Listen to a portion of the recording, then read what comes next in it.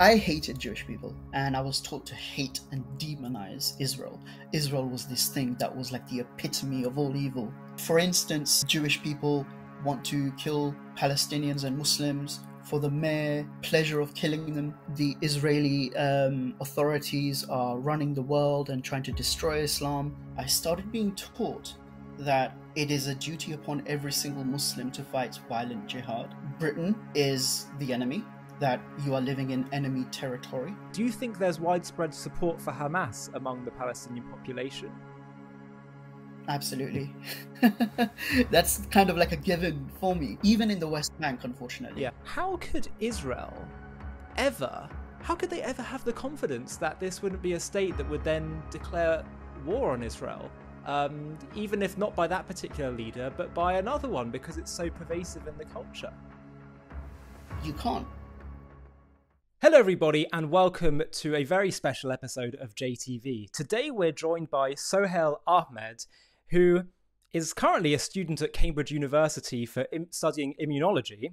However, here's where it gets even more interesting. He is a former Hamas supporter who even dreamed up a terrorist plot in central London at one time, but he has now been deradicalised and condemns Hamas.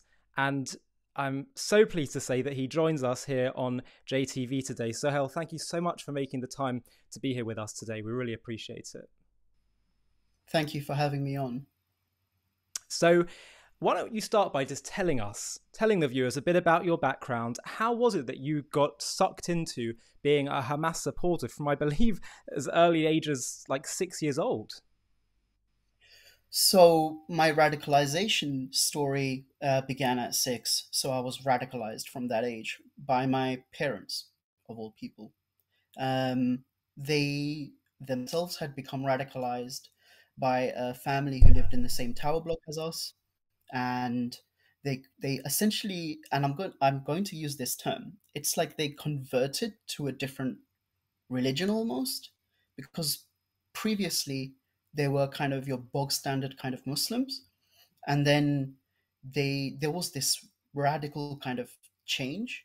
Initially, the change was more in terms of appearance, more kind of cosmetic, and that in and of itself wasn't the issue, of course.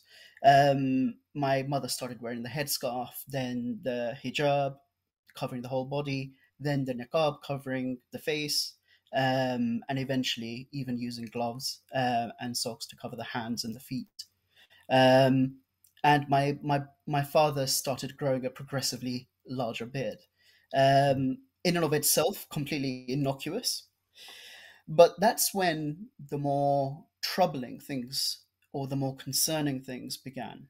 I started being taught that it is a duty upon every single Muslim to fight violent jihad, that there is a never ending war between Muslims and non Muslims, that Britain is the enemy, that you are living in enemy territory, that you should hate your country and you should hate all non Muslims, and you should live your life like that. Now, as a 6-year-old who didn't have much kind of critical thinking capacity, I believed it. Yeah, I took sense. it wholeheartedly. Yeah. And there was one thing that my first doubt did occur around that age. My parents had told me not to be friends with non-Muslims, and they said, look, non-Muslims will pretend to be your friends, but they actually hate you. But I secretly had non-Muslim friends in school, and I knew for a fact that they actually liked me for who I was, and that Even when you were 6? Yes. Yes. So you weren't in a Muslim school? No. I was in a secular school, a state school. And after that, I kind of wondered, like, something's up. There's this contradiction. But I kind of just pushed it back into the darkest, deepest recesses of my mind and just forgot about it. And I'm going to say something which has never become easier. It's after all these years, it hasn't become easier to say. But when I was around 16, 17, I began considering violence in my home city of London. This was during the drawdown of the Iraq and Afghanistan wars. Right. So Um, what sort of year are we now, talking? so we're talking about 2009, 2008. Yeah. Mm. And I remember kind of going to all these mosques, attending all of them, and every single imam, every single preacher is saying, this is an extension of the never ending war against Islam. They are attacking us because we are Muslims and they want to destroy the Muslim world. Mm. It is our duty to fight back. And this was being said openly in the mosques. And so it concorded with the ideology I had been raised with. So I believed it. I believed that simply these wars, regardless of what you think about these foreign policy decisions, I think we can all agree that this wasn't a war just to kill Muslims, just for the sake of killing Muslims. Yeah. That's utterly insane. But to my mind, then that wasn't insane. That made complete sense. So you Um, really believed so that the Western governments just wanted to kill Muslims for the sake of that? Absolutely. And how did I make sense of that? And how do many Muslims make sense of that, unfortunately, is by believing in conspiracy theories.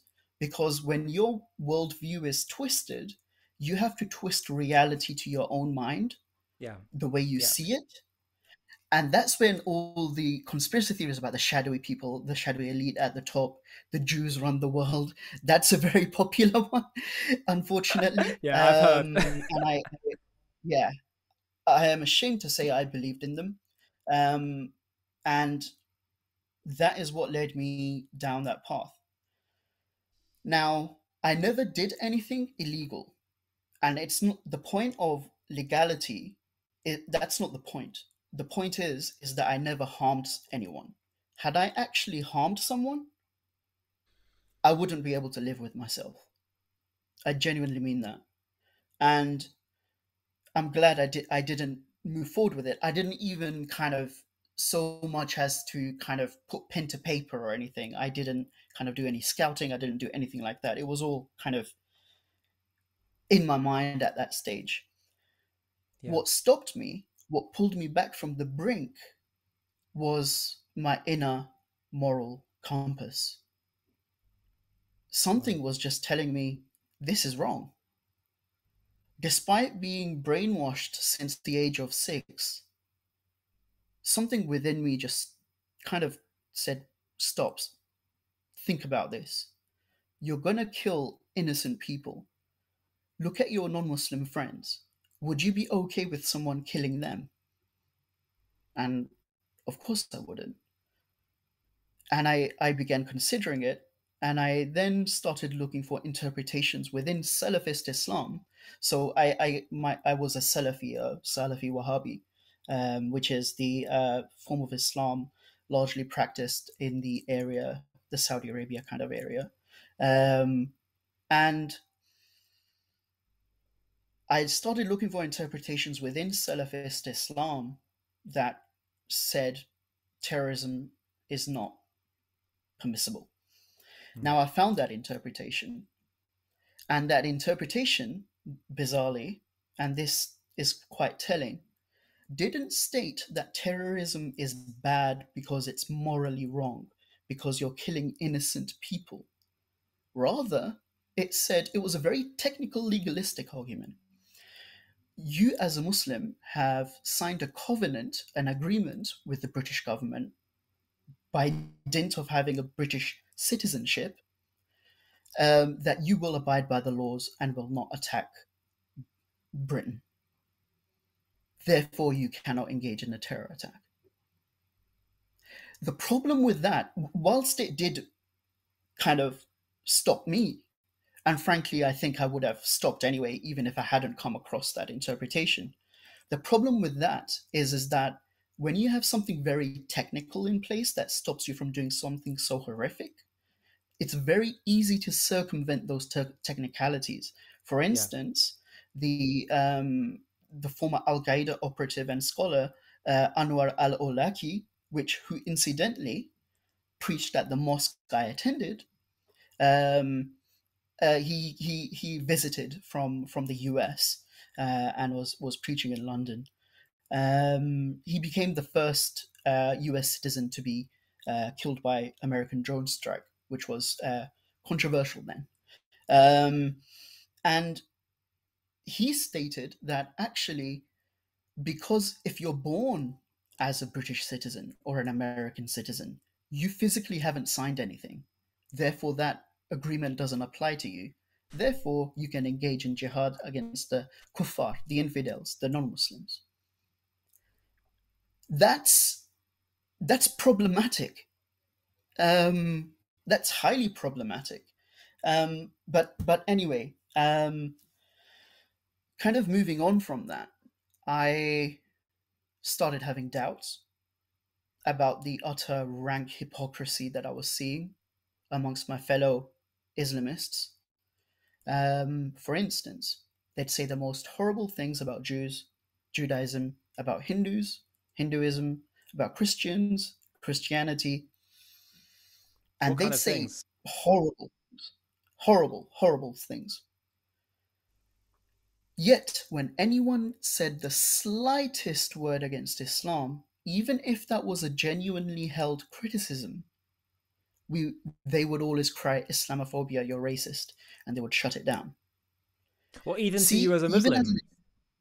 even to me as an extremist, I had the self-awareness to realize that, but that was kind of further down the line. I didn't notice it immediately. Hmm. I only noticed it after my kind of desistance from Right. terrorism. So, and then I started seeing the other hypocritical kind of beliefs. For instance, being against the whole kind of, oh, the kuffar are evil because they invaded Iraq and Afghanistan. Well, at the same time, the Islamists believe that they should invade and conquer the entire world. It's like it's completely contradictory, and that didn't seem like something that would be from from truth. That just seemed like it just seemed wrong. And these kinds of doubts would fester. A cascade of dominoes after that fell too. Like my views on non-Muslims, hatred of non-Muslims, my views on kind of jihad, my views on literally Sharia, where you're basically stoning people to death and chopping off people's heads, um, women's rights, even gay rights. All of those things, I started looking for progressive Islam and liberal Islam. And I was convinced, and I became a very liberal Muslim. And slowly I began warming up to Israel too. Um, What were your views about about Israel during during your extreme phase? yeah, um, I hated Jewish people.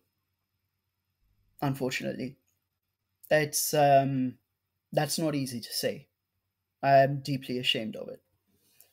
Um, and I never said anything bad against a Jewish person, so I was always friendly. I was always kind of not kind of abusive or anything.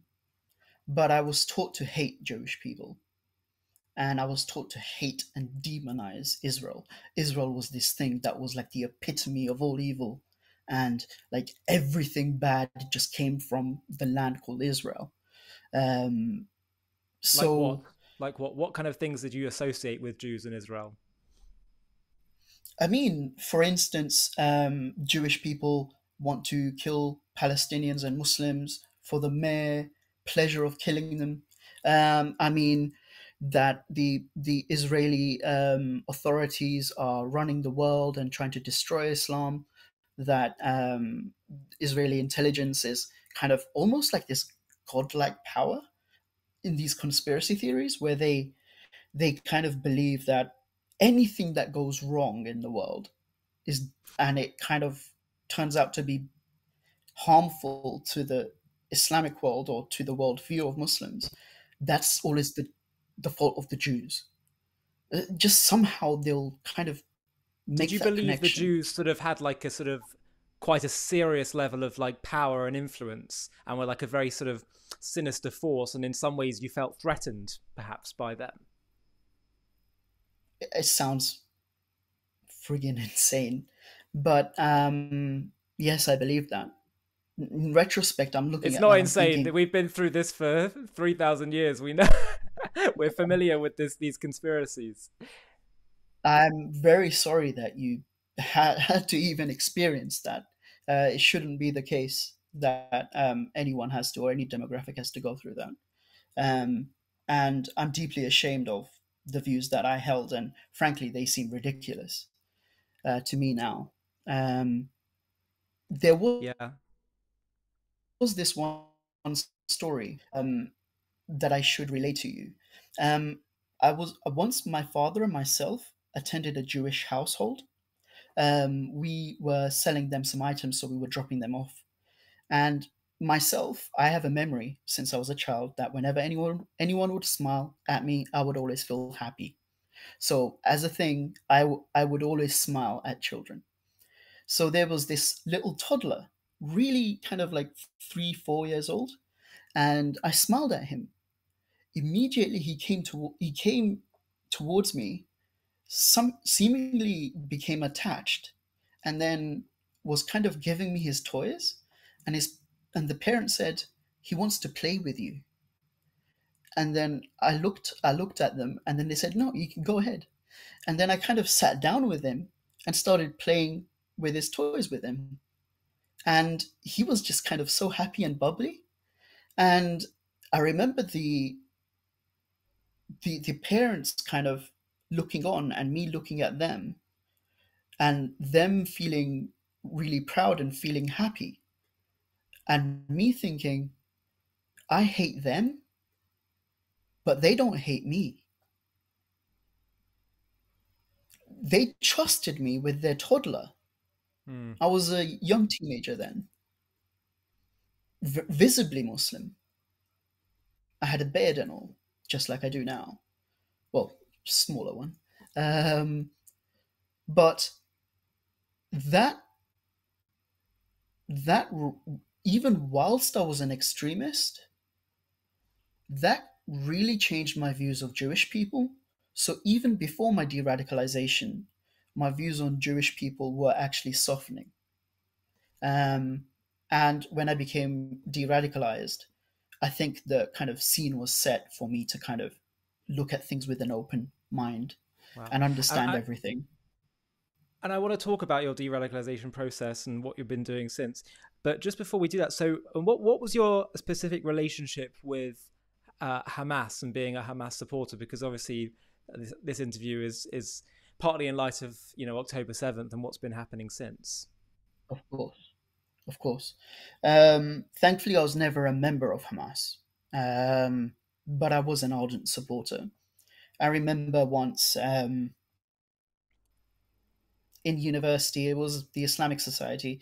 I was back in medical school those days, and I kind of was sitting there in the Islamic Society, and a guy just went. We was talking about Palestine and Israel, and one of the brothers, the brothers went. He turned around and went, "How dare you? It's all Israel's lies, and the kuffar are lying. Hamas is only defending itself."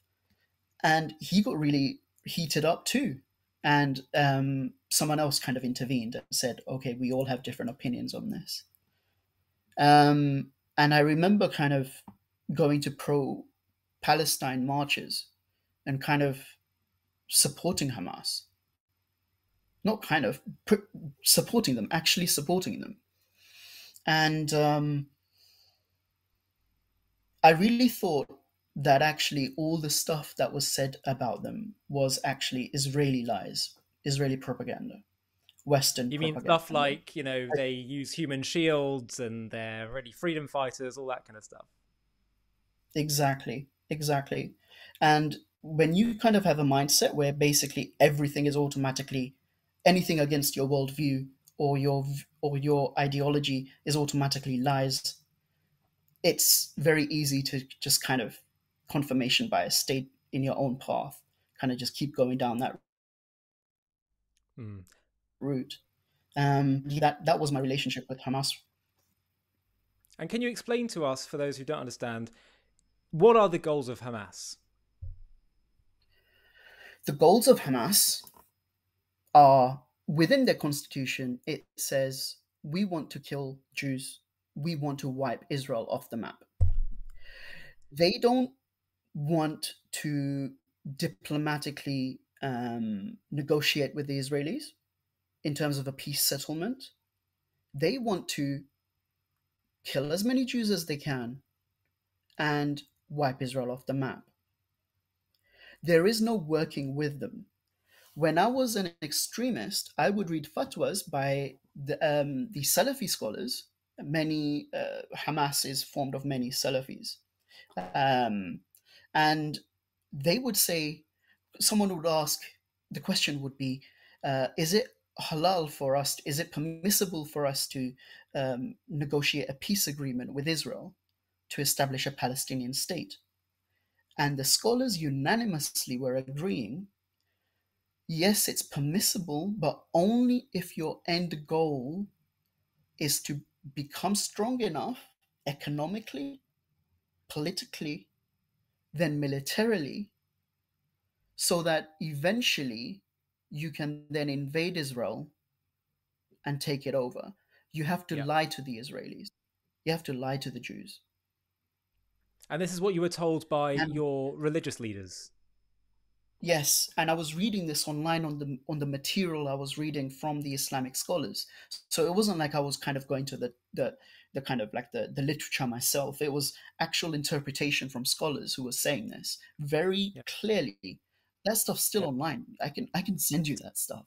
So how? I mean, Um, how is it? Given that this theology and this mindset is so pervasive, how could Israel ever feel confident enough, secure enough to be prepared to say to some Palestinian leader in the future, let's say even if they rise up and they say I'm a moderate, I'm prepared to make a deal, and they they've offered states in the past. How could they ever have the confidence that this wouldn't be a state that would then declare war on Israel? Even if not by that particular leader, but by another one, because it's so pervasive in the culture. you can't, which is why Israel has very serious security concerns, which is why Israel essentially kind of wants a replication of Area B in the West Bank. They don't want the Israelis are kind of arguing for, okay, we'll give you a Palestinian state, but only if there are enclaves within the Palestinian territory, such that there are Israeli military units stationed throughout the territory in enclaves, so that if any threat evolves, they have the operational flexibility to respond as quickly as possible. But then the world will continue That to say, makes "Oh, sense to me. but the world will say, well, that's occupation." It's that's a completely utterly simplistic way of seeing it. Israel genuinely is facing an existential threat. Yeah, That's real. That's not made up. That's not kind of used for political bargaining or as a football. That's real. yeah. And I Sohail, know there's for a another. fact because I Go go on, go ahead. for it. No, no, no, no. Go ahead. Go ahead. No, please, please, please. I'll ask after you. You were going to say something. I mean, thank you so much. It's I was one of them.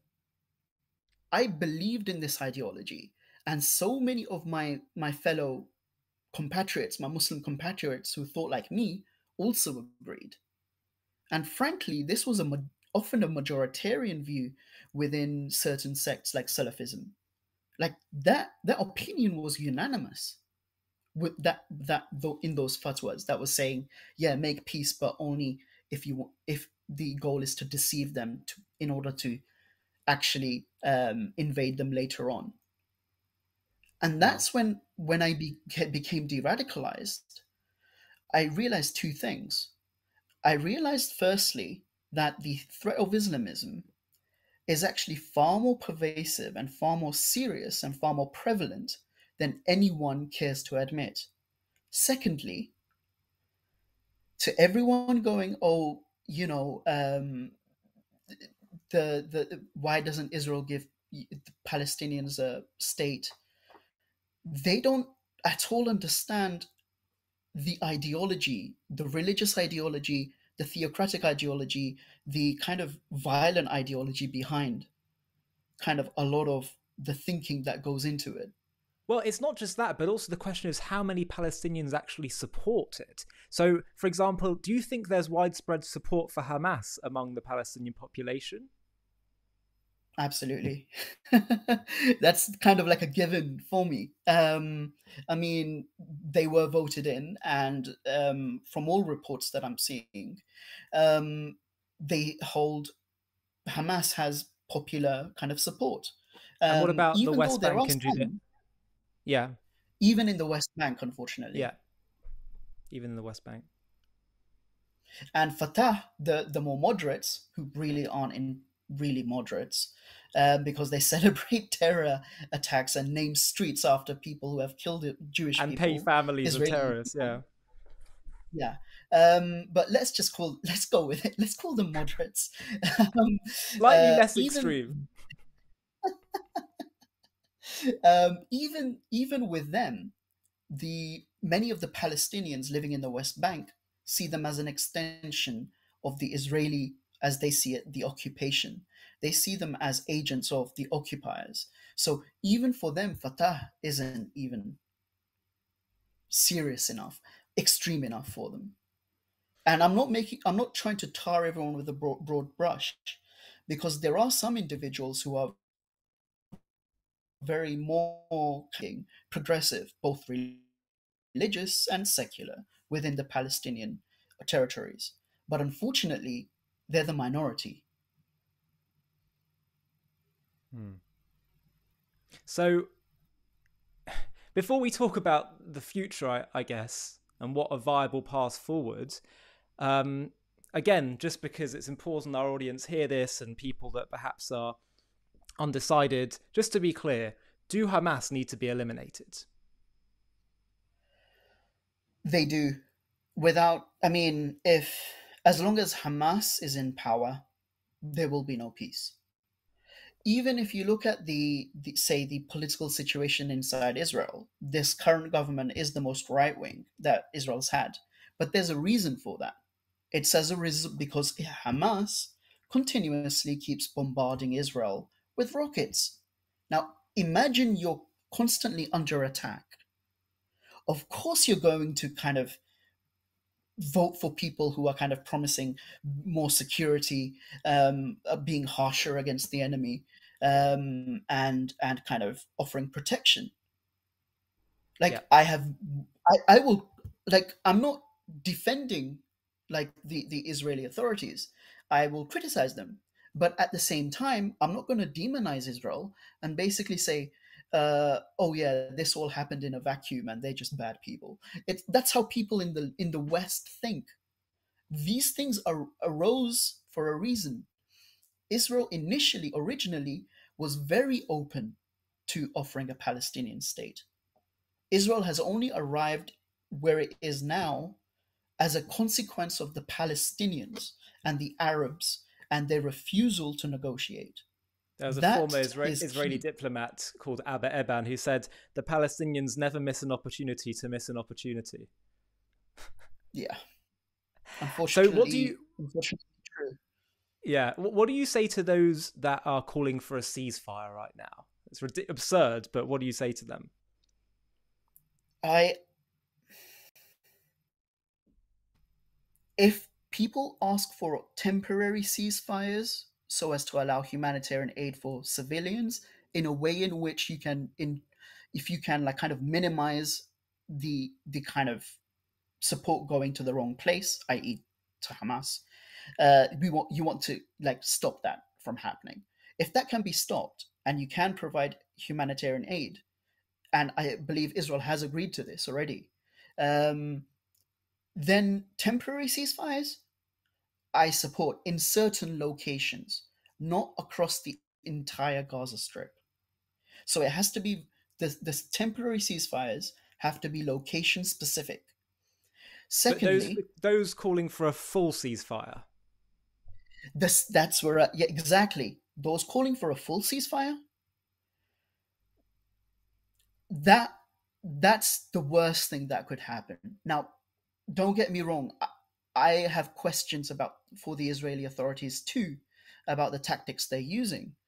But if you argued for a change of tactics versus arguing for a complete ceasefire, that's that's not reasonable, because we're not fighting with a reasonable kind of enemy here. The people that have instigated this war are not amenable to reason. Yeah. They And can what do only speak the language of violence. right. Yeah. I mean, it's obvious to you and me. Um, what do you say to those who say, and I think it's a ridiculous argument, but you have some, especially isolationists and people who are, they talk all about just war always breeding more war. Those who say, well, if Israel destroy Hamas, they'll create more Hamas terrorists as a result. Which is basically saying, so Israel should just say, oh, well, okay, we'll just wait till the next terror attack then. What do you say to people who say that? There's an actual formal military strategy known as, and it sounds strange, it's called mowing the lawn strategy.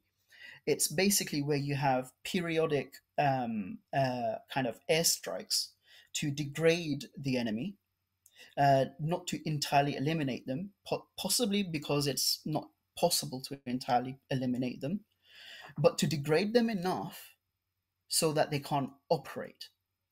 And then to keep periodically doing that so as to ensure that the threat remains neutralized.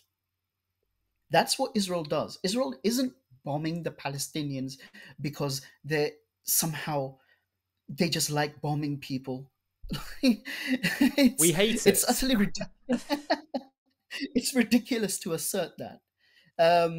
And I can't believe there are that people just have this completely simplistic, childish view of the conflict. Yeah, and I want to talk about why that is. What is it that leads to people having such absurd views of the world and reality and Israel and Jews? But a few more questions before we get there. What do you make about the overall world's reaction to the October 7th massacre, pogrom? That was October 7 was Israel's 9/11. That goes without saying. I remember I was just today reading about this civilian who gathered all the recordings of everything that happened, both on from Hamas and from the Israeli victims, and from the soldiers and from the search and rescue teams. And he basically put them together. And this has been screened selectively to diplomats and journalists about 100 times across the world. And what's in there is so horrific that people who heard about what was in there refused to attend, including diplomats. That's how horrific that video is. I haven't seen it, and I don't want to see it because I would like to, be able to sleep at night. Um, People need to realize the extent and the severity of what happened on October 7. This was not a continuation of the conflict. This was not a mere continuation of it. This was something different. It was so serious that it required an equally, if not more serious response. Simply from a game theoretical perspective, if someone like really, really does something horrific, you have to respond in a way that kind of bears the weight of that. Otherwise, if you do not respond appropriately, you then tell the other side, go ahead, you can do it worse next time. We won't respond as much. Again, we'll just be weak. So, in the end, Israel is faced with two evil options, right? Either bomb the Gaza Strip, eliminate Hamas, or do nothing. Yeah, well, Let Hamas the first option isn't stand grow. evil. The first option is painful. It's messy. It's tragic, Yes, but it's not evil, and that's one of the things I that's. mean, I know I'm exactly what you saying mean. By the evil way, I know in totally what you philosophical mean. terms. Yeah, Yeah, yeah, yeah. yeah. Of course, of course. I'm just saying that I think we need to be way more careful with the language we use because we're so morally Yes, confused. yes. You know, like for example, comparing casualties on either side is an absurd way to judge the That's morality of that's a conflict. that's an absurd way. Look, the Israelis did not go into the Gaza Strip and behead babies and shoot babies and actually split women in half and then go parade their dead bodies around everywhere. A single IDF soldier do that. Had that happened, I'm pretty sure a lot of people would have, rejoiced at that almost because they would have said, "Ah, see, look, Israel's evil." Um, that didn't happen in the case of the casualties in Gaza. It is horrible, and I do feel for the Palestinians. Of course, I'm a human, but those weren't purposeful civilian casualties. It, Yeah, Israel wasn't it's so going in there obvious. It's targeting so civilians. obvious. And both the EU and the US, and the EU, I have to stress because the EU has been very critical of Israel previously, they Hmm. put out statements that were very strong against Hamas, saying what you're doing by using human shields and by using hospitals as command and control centers is barbaric. It's not civilized. So no one should have a shadow of a doubt that that is what Hamas does, that they use human shields. Yeah, yeah. And Sahel, what do you think it is about this conflict and about Israel and about the Jews that creates such strong emotions in people? And as I'm sure you know as well, the anti-Semitism and anti-Israel hostility extends beyond radical Muslims. Absolutely. Unfortunately, it does. There's a number of factors that apply to it. One is anti-Semitism, just pure anti-Semitism, just Of the course, but the the idea that why does that exist? What do you think is causing it's such deep somehow hatred? it seems to exist from kind of the religious theological side as well as kind of politically on the more kind of like, so the Islamists who hate Jews mostly do it for theological reasons and also because they have Islamic supremacist values where seceding any an iota of territory to a non-Muslim is like fundamentally against their ideology, right? Right. So Israel must be When it such comes an to the Bible. abomination to them, having a Jewish state in the heart of the Middle East, in the heart of Arabia. It's just must be the most I know, right? Only enraging a thing. slither of man. Yeah, yeah, How but dare it's they? one sliver too much. I mean, and then there's the far left, right? They hate Jewish people for a reason that is kind of a mixture of things. One is kind of pure envy of kind of the success of the Jewish community. The other thing is kind of it falls within the framework of we hate the West, we love the enemies of the West because we're anti-imperialism and Israel is an apartheid state somehow, even though there is no one supranational Israel. Like, how can there be an apartheid state if both of those territories aren't one contiguous state? That's it's not the case that there's one Israel that covers both the Palestinian land and the Israeli land. If that was the case, and then people were divided by ethnicity, then that would be apartheid. Yeah. Funnily enough, But the that's only not the case. apartheid I'm aware of is in the Palestinian territories where no Jews or Israelis are allowed to live. Exactly. 20%, 19 to 20% of Israelis are Arab Israelis. And many people forget that. Um, and on the far right, it's to do with these conspiracy theories about they blame Jews for the rise of communism because for some reason they go, oh, look, see, this person had some Jewish ancestry, half Jewish ancestry. Look, they were all Jews. They did communism. Look, Jews bad.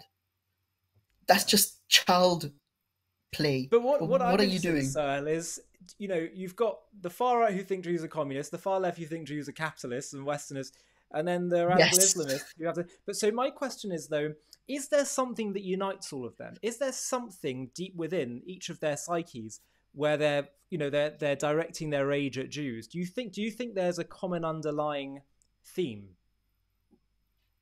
I think there may be, and I think that's to do with the in-out kind of tribalistic mentality, and in terms of essentially envy. I think envy is covered with all three of those. The far right hates seeing Israel succeed.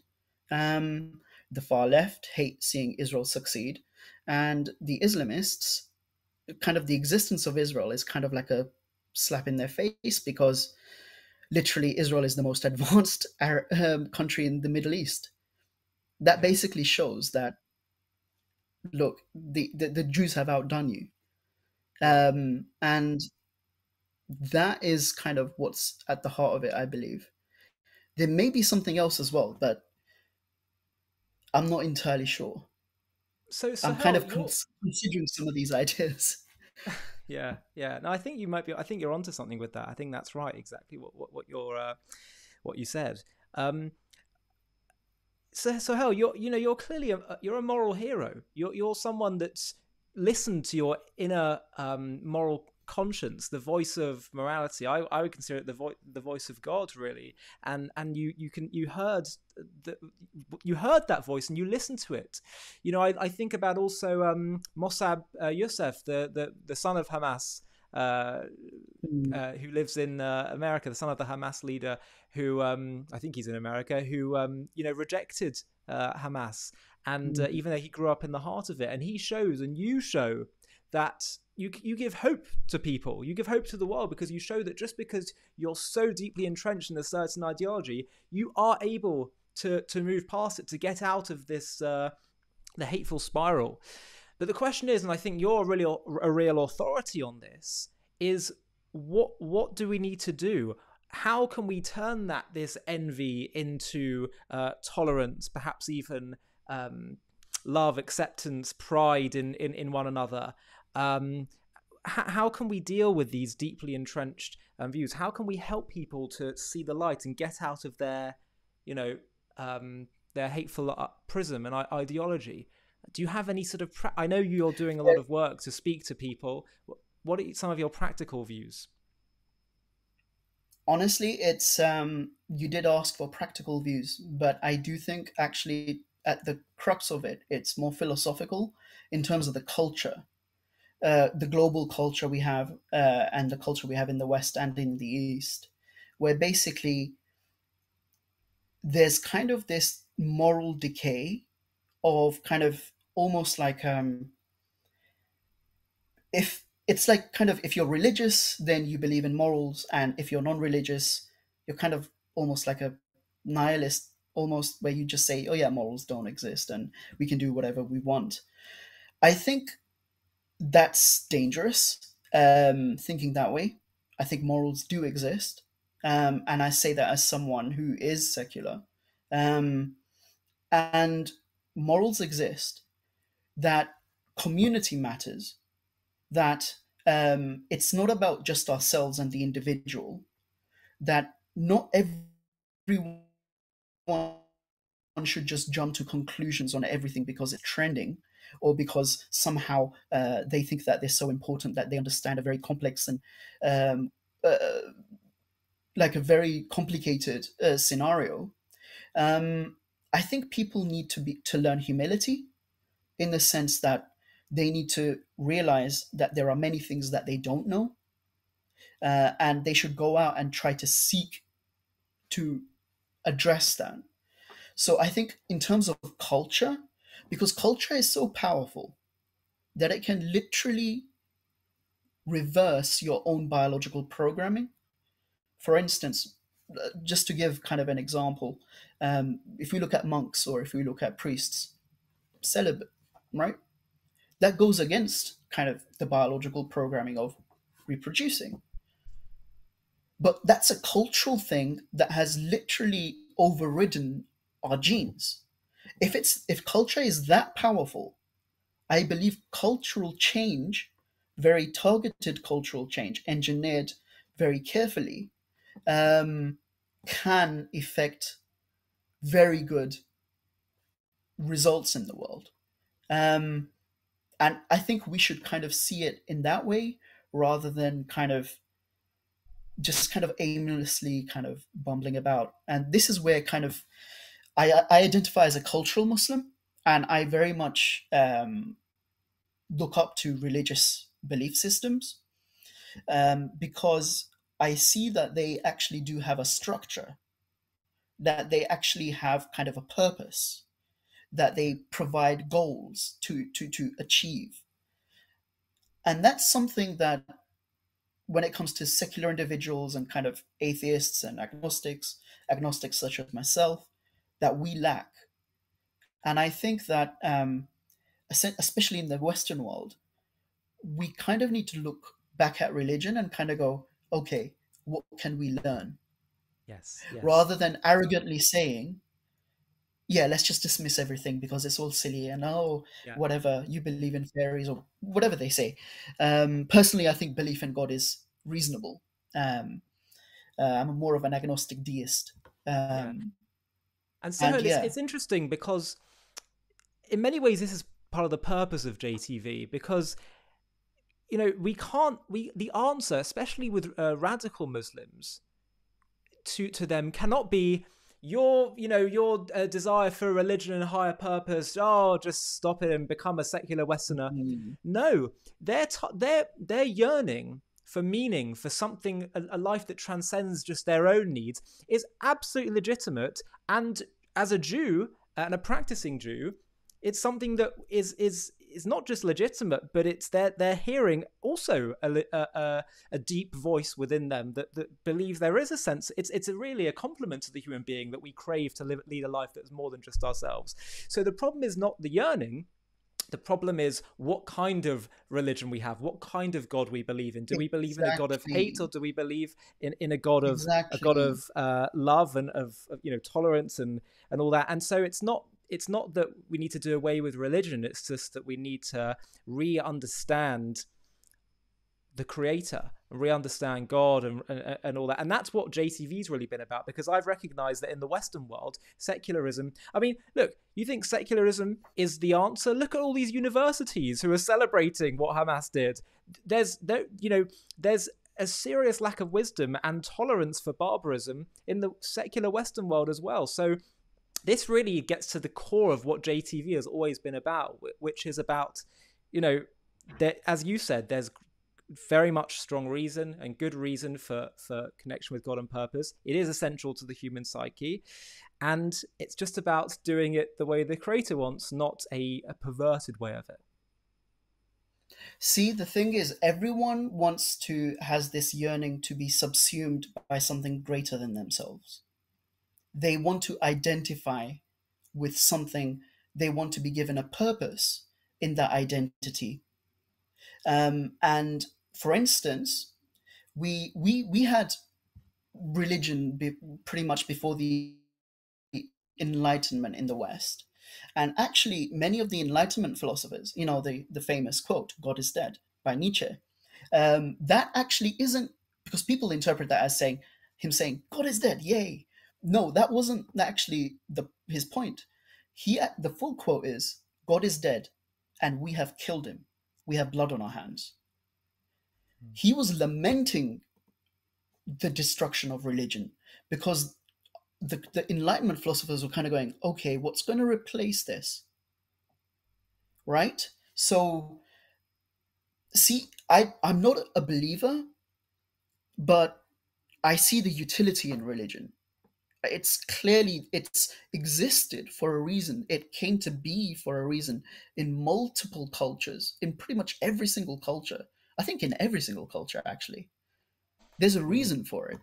Yeah. And Um, I think down at the core is kind of the idea that people believe that morals are just kind of mere opinions, and that simply moral realism rather than moral objectivism isn't possible if you're not religious.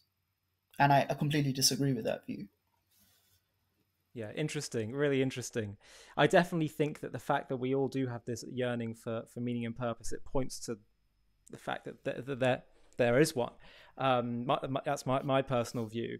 Um, and it's interesting you mentioned that point about, God is dead. That was a phrase that I think was popularized also in the 1960s. I think Time magazine had a big magazine cover that said, "Is God dead?" in the aftermath of the atrocities of the Second World War and the Holocaust and other atrocities. And I heard a rabbi speak recently about the fact that there's always things and ideas that we can take from what we see in the world around us. And he said, on some level, emotionally, God himself, and we both believe in God. This was expressing God's emotional state at that moment. He felt he was dead. The amount of emotionally, right, in the amount of evil that had been done, and now today as well, in His name, is utterly appalling, and it represents the worst of humanity. But Sohail, you represent You really can't the see, best. but my eyes are watering because I remembered a kind of a graffitied quote that was written in Auschwitz, which said, "If God exists, He's going to have to seek forgiveness from me." And that actually made me cry the first time I read that. Um, yeah, that it's kind of metaphorically, The truth is, it it's shows it's the not pain. it's not metaphorical. And Judaism does absolutely believe that God is emotional, sensitive, and cries. He cries when think about, it's so odd that sometimes we have this sense of God as being a parent, a father in heaven, but then he's totally emotionless, and when we suffer, well, he says, well, it's ultimately for your good. When a parent sees their child in pain, the parent is actually even more pain. So how much Mm, more so is God a creator in pain when he sees his children in pain? We say that when the Egyptians were drowning in the sea, when the Jewish people left Egypt, the creators, sorry, the angels said wanted to sing praise to God for the justice that occurred, and he said, "You're singing when my creatures are drowning." So these were people who had committed terrible acts against the Jewish people. So how much more so does God weep? How much more so does God feel pain when righteous people suffer, people who have done no wrong suffer? And so absolutely, it's there's a living, breathing relationship. And yes, there's definitely, God has questions to answer. He has questions to answer, mm, and we, as believing Jews, believe he will answer them. But frankly, we're not really interested in the answer at this stage. We just want the suffering to end, and we know that it has to, whatever answer it is, it's going to have to be absolutely bloody awesome, because the suffering has been absolutely bloody awesome, and the pain throughout human history. honestly, kind of when I've seen during these protests, people say things like horrid things, like Hitler was right. The only thing he did wrong was he didn't kill more Jews. Even as an Islamist who was considering literal terrorism, I never thought like that. I Mm. never once thought a, a thought that horrid. You probably also had a very difficult relationship with God, right, as an extremist, because if you think of God as doing things that are so hateful and cruel in His name, what's your relationship with that God? Exactly. It's not. It's not entirely healthy, is it? Um, I mean, do you and feel that this God has your yeah, back? that Do you that feel this God you can see, trust? How what kind of no, relationship you can absolutely have not. with a It's God kind like of like that? it's kind of like almost like now having come out of it and kind of seeing it from a third party perspective. It's very much kind of the extreme Islam version of God is kind of malevolent and very frankly sadistic. It's it's insane. And it's just, if you look at some of the scriptures, it's just, oh, the kuffar die like this, and they're going to be tortured this way and that way, and they're so bad. And it's something that never fit right with me, if I'm being honest. But I just always ignored that doubt. I just kind of pushed it back, and I just tried not to think about it. Yeah. Sohail, you really are. You're a hero and you're an example. And I really hope this, this interview. It's been one of the most remarkable interviews that we've done on JTV, and I really hope that and I know it will have ripple effects on others. And we have a significant Muslim audience actually as well, by the way. So I'm sure parts of the Muslim community will listen to this. Two final questions on a personal note. What do you have a relationship with your family? Your parents still quite extreme? Is there any relationship there? They are very extreme, and I know from one of my siblings who reached out to me recently. But no, with my parents and with the rest of my siblings, I have no contact or communication. And honestly, I think it's better that way, because what they stand for is so vehemently against my ideals now, that I just wouldn't be able to stand even being in their presence, frankly, um, because what they believe is so abhorrent that I just can't deal with it. Have you ever tried And that's communicating the this to thing. them? I once or twice, yes. I mean, in terms of like how I view my old self, it's almost as though I'm looking at like an alien. It's I know that person was me, but it's almost like there's a schism between the stream of consciousness of when I was younger versus me now. And it's like there's this rift where like I just don't identify with my prior self, and it's really bizarre.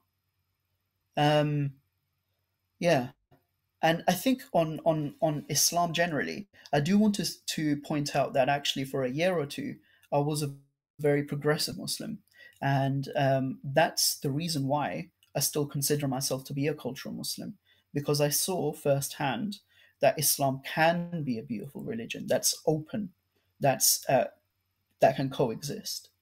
It doesn't have to be the version of Islam that I was raised with. Um, yeah. And so, also one last question. I saw that you were at one point involved with the Labour Party here in the UK. Are you still active there, and what's been your relationship with that? Whilst I'm not still an active activist in the Labour Party, I am still a fully signed up and paid up member. Um, as for kind of Labour, I have very mixed feelings.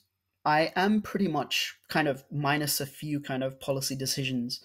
Uh, I am pretty much a kind of like centre left Blairite tradition type person. Um, Blair kind of famously being very, very much a friend of Israel. That's one thing that I very much liked about him. And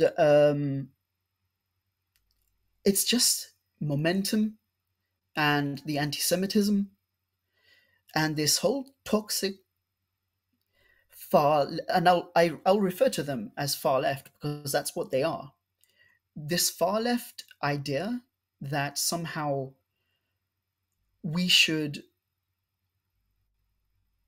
hate our own countries, hate the West, because it's self, like in some self-flagellating manner, we're essentially saying, oh, we were guilty of imperialism in the past, therefore we are evil and we should suffer, um, and we should support the enemies of the West because they're fighting against US imperialism, whatever that means.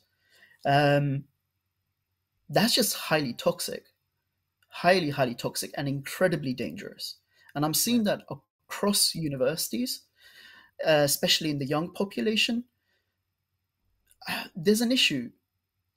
I don't know how we're going to address this, but people are very much politically illiterate, I think, and people are come to very strong positions without much evidence kind of supporting their view.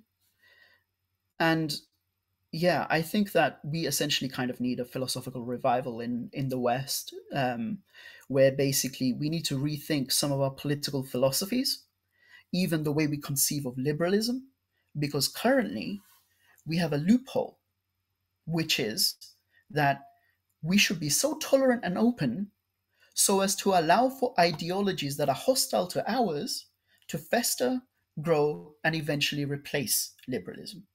Yeah. That's self defeating. And Yes. any ideology that is self defeating doesn't deserve to exist. Yeah. Of Now, course. I am a liberal, a classical type of liberal.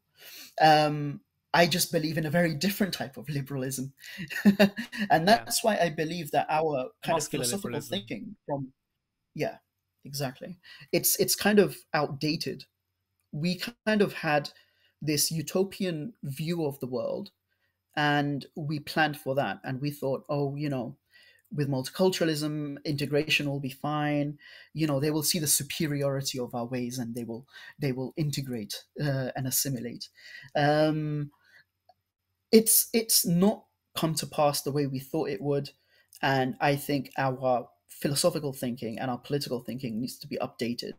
And for that to happen, we need a revival, political and philosophical revival in the What West. do you make of Keir Starmer? Um, because on the one hand, he's the Labour leader. For those who aren't familiar or they're watching this outside of Britain, on the one hand, he's done some moves to try to deal with the anti-Semitism in the Labour Party, and some people have been impressed by that. On the other hand, he was trying to get Jeremy Corbyn, friend of Hamas Jeremy Corbyn, into power just a few years ago, not when he was some kind of student activist. And I understand sometimes you have to do things for political opportunism. There's going to be a time when Jeremy Corbyn's no longer there. But for me, there's certain red lines you have to have in life. And trying to get a Yes. man like that into power, he was such a senior member of his cabinet. I just find that to be unacceptable. And even now, when he was asked by Sky News just a few weeks ago, does he regret that? He wouldn't bring himself to say he regretted it. He said, "No." He said, "I always want a Labour government." And that is deeply, deeply disturbing to me that this man could become prime He said minister. that. I He did. entirely believe he did say that. I He believe did. that He because that did. He was sounds like asked by him. Beth Rigby But on that's Sky horrid. News just a few weeks ago, after the October 7th massacre, by the way. And he was asked, she said, Jewish people, and by the way, I think she's somewhat in favor of Starmer, and I was quite impressed by her line of questioning. She said to him, um, Jewish people are concerned you tried to get Corbyn into power. Were you doing that? Were you saying you supported him because you really believed it or because you had to?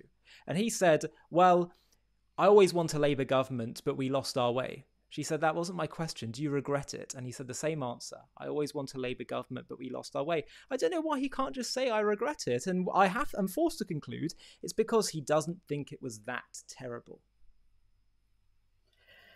Honestly, there's a reason why I wouldn't make a good politician because I'm too honest. And I probably would have been kicked out of the party if I were a Labour MP, even a Labour member probably would have been kicked out for being so anti-Corbyn. Um, and it's problematic. He's got kind of people around him. Don't get me wrong, I am impressed by Keir Starmer in the sense that he hasn't capitulated to the insane pressure that's being put on him to reverse his position on not supporting a ceasefire in Israel, right? So he's supported the government position. That I admire. But he's surrounded by people who are Corbynites, of the previous kind of momentum type. For instance, David Lammy is the shadow foreign secretary. He said some pretty horrendous things in the past, I think, racist things about white people and very regressive kind of far left Yeah. things. Yeah. Um, and I'm just really worried. And honestly, I don't even know if I'll vote, and I'm not even sure if I'll remain a Labour Party member. Um, unless I see a drastic change with like a lurch more to the center, i.e., to the right. Um, yeah, Yeah. I it's mean, the thing about Starmer and, not calling for a ceasefire, on the one hand, I'm sure he's got a lot of pressure. But on the other hand, my sense is that a lot of the moves he's making is just he's playing the Tony Blair playbook, right, in order to do what's right. Not because he genuinely believes it, because one second he's a senior member of Corbyn's cabinet, and now he's suddenly, and I think he used to speak on panels that were calling for the boycott of Israel and all the rest of it. So I find it very hard to be convinced that the positions he's taking are out of political conviction and not just out of political expediency. And therefore, if this is all just political expediency in order to win an election, how can I or anyone feel confident that we know where he'll stand on all kinds of issues once he is prime minister? That he'll carry through. Yes. I wasn't aware that he used to kind of appear on kind of panels saying boycott Israel. Well, That's there's a pretty picture. it's pretty There's a telling. picture of him. I Um, think the Daily Mail reported it, and a picture of him standing behind some super anti-Israel posters that were very hostile to Israel, speaking on that kind of panel. So I don't know whether he explicitly called for boycott, but I'm not saying that. in the But he United was in the he mixed in United those Kingdom, circles. in the UK, I've found that we are increasingly seeing a dearth of politicians and leaders who actually have convictions, who Oh actually yeah, believe in what they say, who actually are kind of, because they believe what they say, are actually charismatic and actually don't just follow the public opinion but shape the public opinion, guide the British public, because a leader is supposed to lead, not simply follow. yeah, And a leader who cannot lead is impotent, essentially. It's there's no real power there, and you can't function properly, you can't run a country. And I'm deeply concerned about the kind of the kind of this stasis that we're kind of in. And I'm kind of seeing this across the West, where we're kind of we're almost like kind of Icarus with the wings burnt, and we're kind of like just going, yeah, we used to believe in things, but meh. yeah, yeah. It's It's it's an dangerous. absolute And crisis. It's a yeah, crisis across the West. 100% completely agree with you. And in some ways, this is what fuels Islamic extremism, because there's no yes, soul. There's no soul. There's no meaning and higher purpose and calling for you know deeper values in the Western traditions. At least they're not anymore. And so that's what's you're 100% right to pinpoint those things. originally I used to be feel very strongly a part of the ummah, and that used to give me purpose and meaning. And when I kind of became de-radicalized, even whilst I was still a believing Muslim, I began to increasingly identify with the British identity. So I was quite patriotic, not in the kind of crazy right wing kind of way, but in a way that's kind of like, yeah, I'm proud of my country. I identify with my country. I'm from a former uh, country that was colonized by Britain, and now I'm kind of like a children of the empire type of thing. And so I kind of became proud of my British identity, and I realized very quickly that the reason why Islamist extremism can have so much sway is because young British Muslims, because even the native white population doesn't feel able to identify with Britain, because it's kind of, it's got the kind of connotation of the far right or something. Um, it's it's created this situation where there's no identity on the secular side, on the side of Britain, and there's everything on the Islamist side. Obviously, they're going to go towards Islamism Yeah. because that's providing them their needs, Yeah, yeah. giving them their purpose. Patriotism is frowned upon. It's a Mm. disaster. Um, and I think that's what you're offering as a solution is absolutely it's essential. It's critical for the survival of the West. And so, how? What? Lastly, what are you what's your plan for the future? What are you focused on? What happens moving forward? So I've got a number of plans, some of which are kind of evolving at the moment. I've got to complete my immunology degree at Cambridge and then my maths and physics degree at the Open University because I'm doing two part-time degrees. I've got to finish those, and then I think I will be setting up an organization, hopefully at some point, kind of focused on kind of cultural and philosophical revival almost, and kind of progressive Islam, and kind of a revival there too. And I think I also kind of want to work in kind of applying mathematics and AI to both science and also to counterterrorism. So that's kind of my life goal or trajectory, so to speak. Amazing, amazing. Sohail, thank you so much for your time. Thank you for being so open with us about your journey. You are inspiring. You give us hope that, we just released a video on JTV that Jewish people, we do believe ultimately that humanity will choose good in the end. We do believe in the goodness of humanity. And you are an example. You're an example of that. And so thank you. Thank you for making the time to be here, and thank you for having courage, really. I think that's the main theme, the main takeaway here.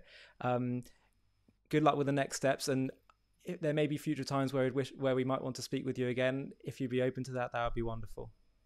Absolutely. No, thank you. The honor's mine. Thank you.